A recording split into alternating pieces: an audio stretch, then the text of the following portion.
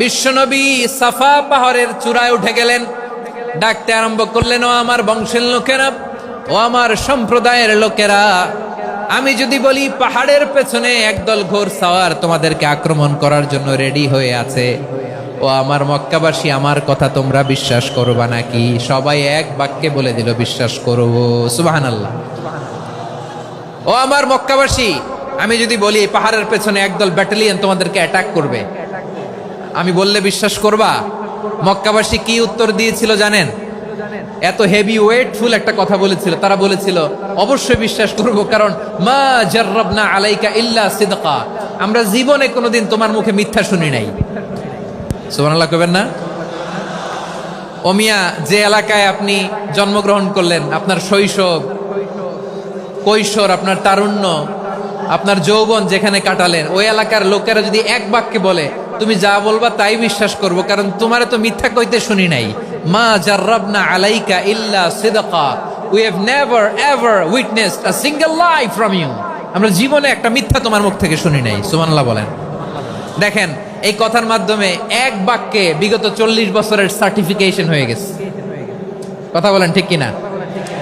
বিগত 40 বছর আমার নবী মক্কায় কেমন লাইফ লিড করেছেন, এক বাক্যে সার্টিফিকেশন, মা জাররাবনা আলাইকা ইল্লা সিদকা।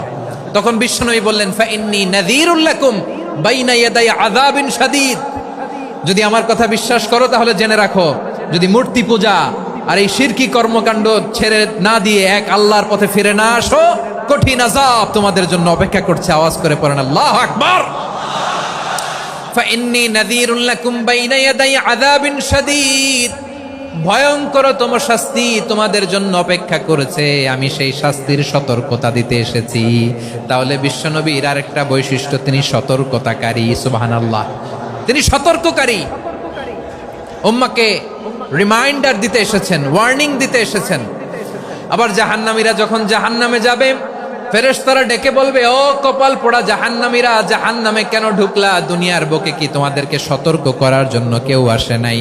কুল্লামা উলকিয়া ফিহা ফাউজুন সাআলাহুম খাযানাতুহা আলাম ইয়াতিকুম নাযীর। সুবহানাল্লাহ পড়েন। আলাম ইয়াতিকুম নাযীর, কোন সতর্ককারী আসে নাই? বিশ্বনবী নাযীর হয়ে, সতর্ককারী হয়ে পৃথিবীতে আসলেন। তিনি জাহান্নামের ব্যাপারে উম্মাকে সতর্ক করেছেন। জান্নাতকে যেমনি তিনি চমকপ্রদভাবে উম্মার সামনে পোট্রে করেছেন, চিত্রায়িত করেছেন, ঠিক অনুরূপভাবে ভয়ঙ্কর জাহান্নামকেও তিনি এই উম্মার সামনে পোট্রে করেছেন। জাহান্নামকে কিভাবে বিশ্বনবী উম্মার সামনে পোট্রে করলেন, চিত্রায়িত করলেন, শুনতে মনে চায়? সিলেটবাসী শুনতে মনে চায়?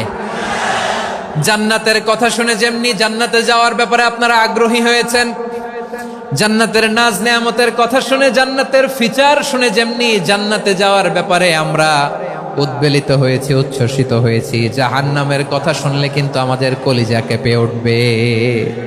কিভাবে বিশ্বনবী পোট্রে করলেন? বিশ্বনবী বলেন, নারুকুম হাযিহিল্লাতী ইউকিদু ইবনু আদম জুজউন মিন ৭০ জুজআন মিন হাররি জাহান্নাম। ও আমার উম্মতেরা, তোমরা যে রান্নাঘরে যে আগুন দিয়ে রান্না করো, তোমরা কি ভেবেছো জাহান্নামের আগুন ওই রান্নাঘরের আগুনের মতো না? আপনারা কিচেনে যে রান্না করেন, রান্নাঘরের আগুন আর জাহান্নামের আগুন তো একই না? সিলেটের ভাইরা বুঝে থাকলে উত্তর দেন, কিচেনের রান্নাঘরের আগুন আর জাহান্নামের আগুন এক না?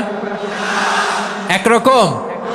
বিশ্বনবী বলেন, জুজউন মিন ৭০ জুজআন মিন হাররি জাহান্নাম, জাহান্নামের আগুন দুনিয়ার আগুনের চেয়ে কমপক্ষে ৭০ গুণ বেশি তেজওয়ালা।